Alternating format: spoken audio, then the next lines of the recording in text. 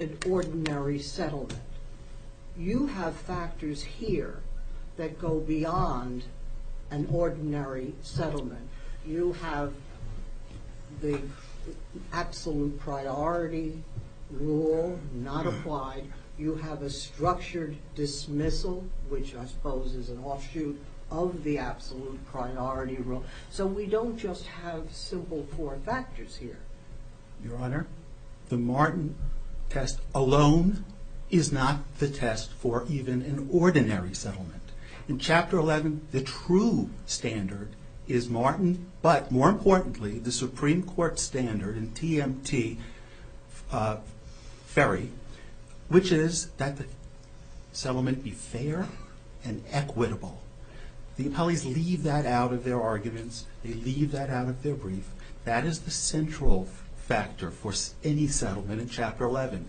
And the Supreme Court in TMT Trailer Ferry said that the words fair and equitable mean adherence to the priority code.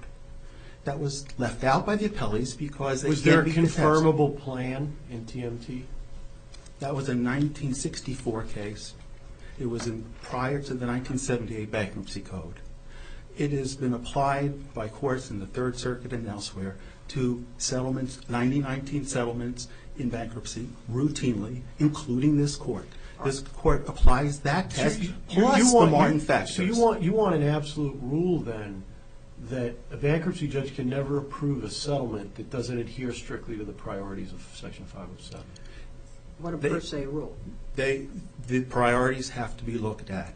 Looked at and adhered to are different. This bankruptcy judge looked at it. He referenced the force of the trustee's argument and said something is better than nothing.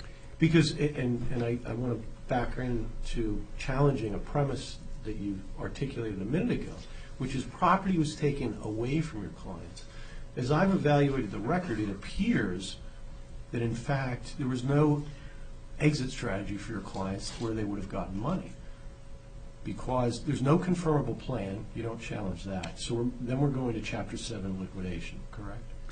Your Honor, if we go to Chapter 7 liquidation, we will find out whether there is enough property in the estate, because property can be added to it. All right, but if we go to liquidation, now we've got $1.7 million in the estate at that time, correct?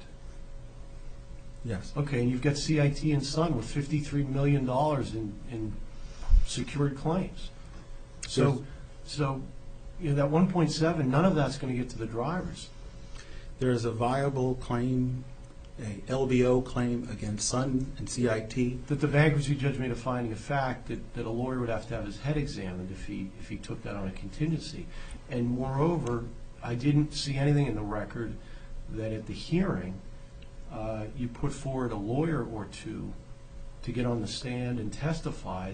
Yes, I specialize in class actions, and I do those on a contingency, and I'd be happy to take this case. Why didn't you put forward any evidence of that? There needs to be an absolute rule that you cannot just wipe out someone's claim just because a judge or a witness balances equities and say this may be a better outcome than that. So you would like us, I would imagine, here's one right over the plate for you, to adopt the Iridium rule, the rule of Iridium in the Second Circuit. That says that compliance with the priority scheme is the most important factor. Now, we're talking here pre-planned settlement here, and in Iridium. That's different from a Rule 11.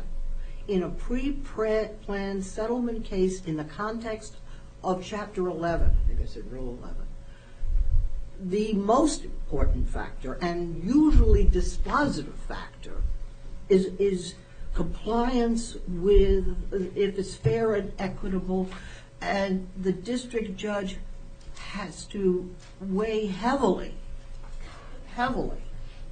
the fact that the proposed settlement that the bankruptcy court, you can only vary in minor respects from the absolute priority rule. And that is the clear and certain rule of Iridium. And the